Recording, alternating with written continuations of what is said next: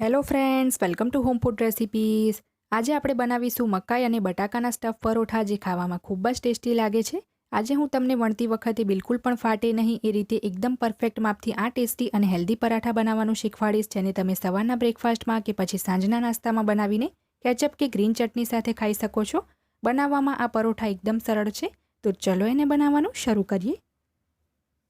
સૌથી પહેલાં અહીંયા મેં એક નાનું મિક્સર જાર લઈ લીધું છે. એની અંદર આપણે 250 ml વાળો 1 કપ ફૂલ ભરીને કાચી મકાઈના દાણા ઉમેરી દઈશું. ગ્રામમાં જોશો તો 150 ગ્રામ મકાઈના દાણા છે. જે અમેરિકન મકાઈ આવે છે એનો જ મેં યુઝ કર્યો છે. હવે આપણે એને અધકચરી ક્રશ કરી લઈએ. અહીંયા મેં પાણી ઉમેર્યા વગર જ મકાઈના દાણાની અધકચરી ક્રશ કરી લીધી છે. આ રીતે અધકચરું જ આપણે એને ક્રશ કરવાનું છે, એકદમ એની પેસ્ટ નથી બનાવવાની. હવે ગેસ ઉપર મેં એક નોનસ્ટિક પેન ગરમ કરવા મૂક્યું છે. એમાં આપણે ફક્ત 1 થી 1.5 ટેબલસ્પૂન જેટલું તેલ ઉમેરીશું. વધારે તેલનું આપણે યુઝ નહીં કરીએ. તેલ સહેજ ગરમ થઈ જાય એટલે આપણે એમાં 1 ચમચી જેટલી આદુ અને લસણની પેસ્ટ ઉમેરીશું. પેસ્ટ એકદમ ફ્રેશ લેશું તો પરાઠાનો સ્વાદ સરસ આવે છે.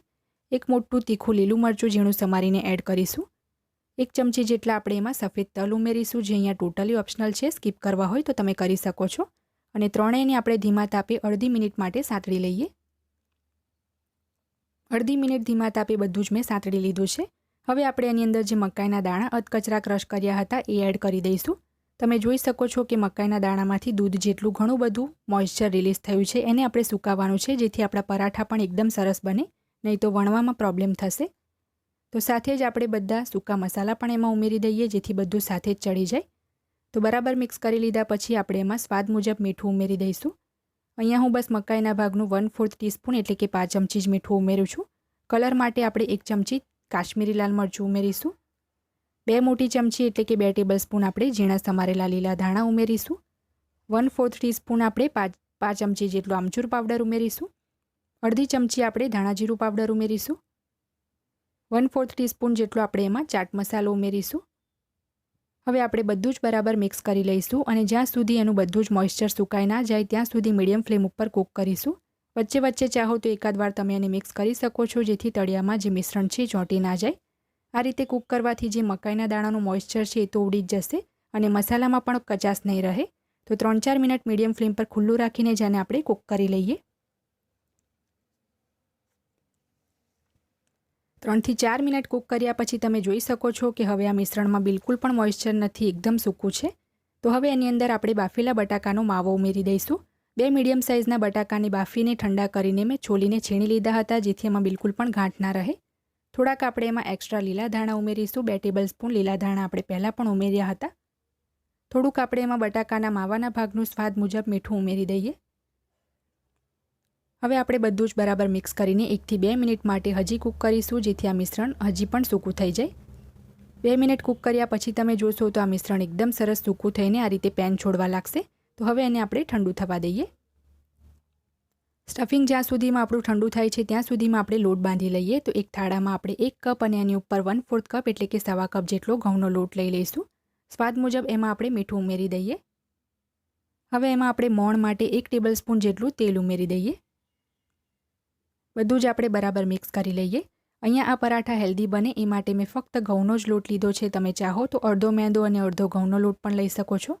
તો આ રીતે બરાબર મિક્સ થઈ જાય એ પછી થોડું થોડું પાણી ઉમેરીને આપણે મીડિયમ સોફ્ટ લોટ બાંધી લઈશું. લોટ વધારે કઠણ પણ નહીં અને વધારે પોચો પણ નહીં, એ રીતનો બાંધીને તૈયાર કરશું. તો પાણી આપણે થોડું થોડું જ ઉમેરીશું. અહીંયા મેં લોટ બાંધીને સરસ એની મસળી પણ લીધો છે. મીડિયમ સોફ્ટ જ મેં લોટ બાંધ્યો છે. હવે આપણે એના પર 4-5 ટીપા તેલ ઉમેરીને એને પણ સરસ મસળી લઈએ અને 10-15 મિનિટનું આપણે ઢાંકીને એને રેસ્ટ આપી દઈએ. 10 મિનિટ રેસ્ટ આપ્યા પછી આપણે પ્લેટ ખોલી લઈશું અને એકવાર ફરીથી એને આપણે મસળી લઈશું. આ રીતે રેસ્ટ આપવાથી પરાઠા આપણા એકદમ સરસ ફૂલે છે. તો જો તમારી પાસે સમય હોય તો મિનિમમ 10 મિનિટનો એને રેસ્ટ ચોક્કસ આપવો.